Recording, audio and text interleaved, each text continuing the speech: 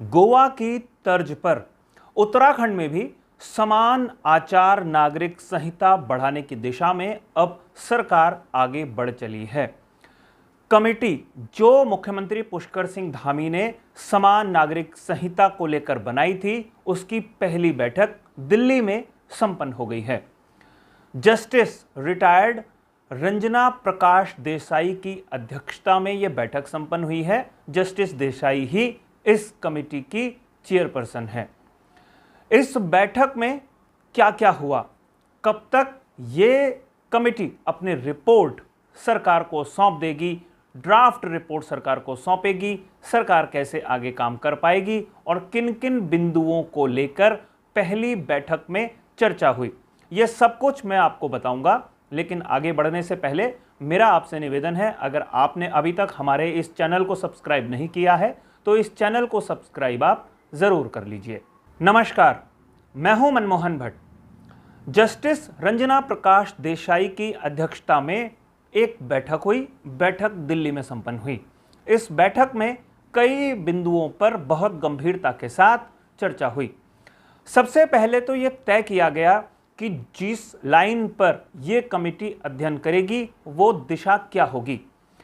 देश भर में ऐसे कौन कौन से कानून हैं जिनमें या तो बदलाव की आवश्यकता है या जिन्हें खत्म करने की आवश्यकता है, इस पर सबसे पहले अध्ययन किया जाएगा। अगले कुछ महीनों तक समिति या अन्य एक्सपर्ट मिलकर उन कानूनों का बारीकी से अध्ययन करेंगे।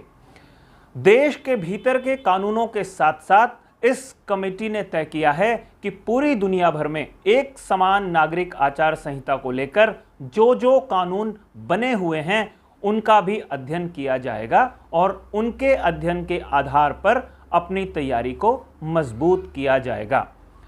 समिति ने तय किया है कि इसकी अगली बैठक 14-15 जुलाई को दिल्ली में ही संपन्न होगी। मुख्यमंत्री पुष्कर सिंह धामी ने अगले 6 महीने में यह तय करने की कोशिश की है कि यह समिति अपनी ड्राफ्ट रिपोर्ट सबमिट कर देगी और उसके बाद सरकार किसी फैसले पर आगे बढ़ सकेगी या केंद्र से कोई दिशा निर्देश ले सकेगी।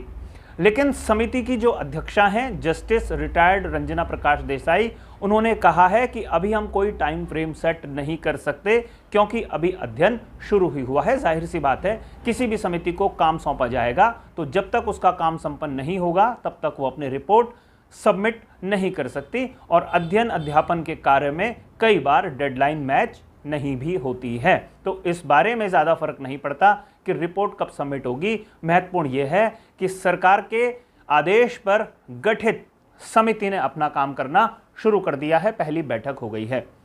इस समिति ने जिन बिंदुओं पर खास तौर पर काम करना है वो इस तरीके से है कि जो किसी भी व्यक्ति की निजी जो व्यक्तिगत स्वतंत्रता है किसी भी कानून के दायरे में, उसका भी ये बारीकी से अध्ययन करेगी। जैसे कि कुछ धर्मों में एक से ज़्यादा विवाह करने की जो परंपरा है उसको उस धर्म के हिसाब से बने कानूनों के अंतर्गत वो स्वतंत्रता मिली हुई है, इसका बारीकी से अध्ययन किया जाएगा। ये बहुत स्पष्ट रूप से बताया जा चुका है।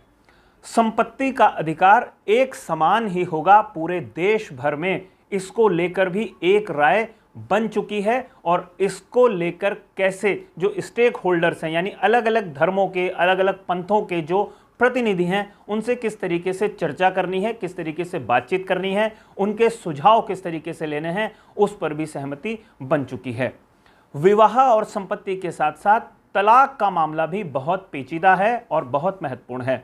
तलाक के लिए एक समान कानून बनाए जाने की पैरवी समिति ने एक तरीके से कर दी है और इसके लिए भी तमाम कानूनी प्रावधानों का अध्ययन किया जाना है अगले कुछ महीनों में।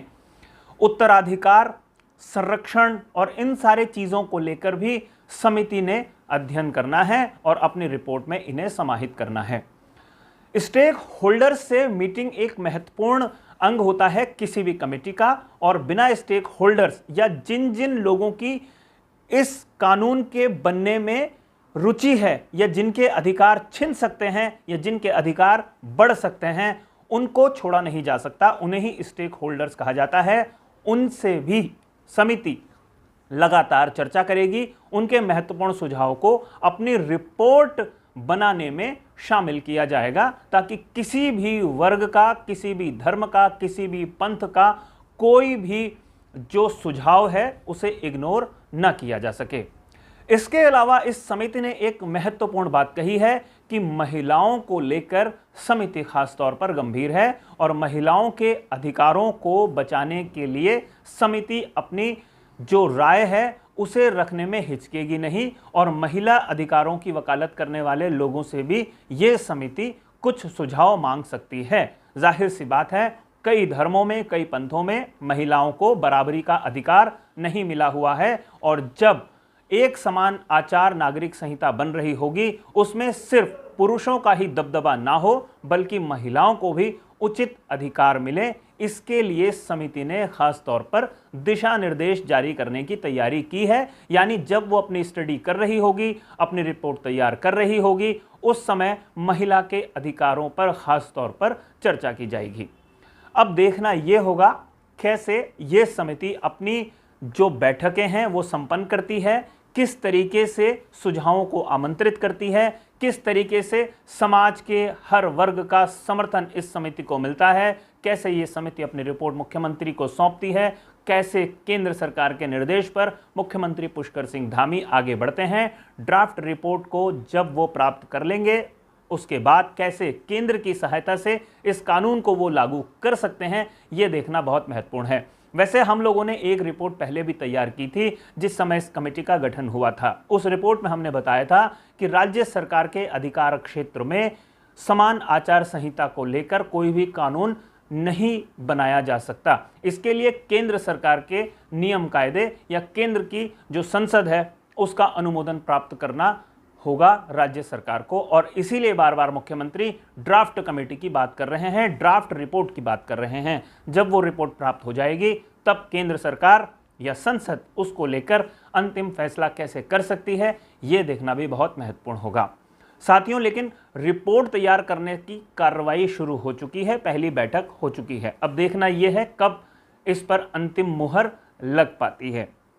आज की हमारी इस रिपोर्ट में फिलहाल इतना ही। अगली रिपोर्ट में आपसे एक बार फिर मुलाकात होगी, लेकिन जाने से पहले दो विशेष आग्रह है हमेशा की तरह। अगर आपको ये रिपोर्ट पसंद आई हो तो इसे लाइक कीजिए, इसे शेयर करके अपने मित्रों तक ज़रूर पहुंचाइए और अगर आपने अभी तक हमारे इस चैनल को सब्सक्राइब नहीं किया है तो इस चैनल को भी आप सब्सक्राइब ज़रूर कर लीजिए। नमस्कार।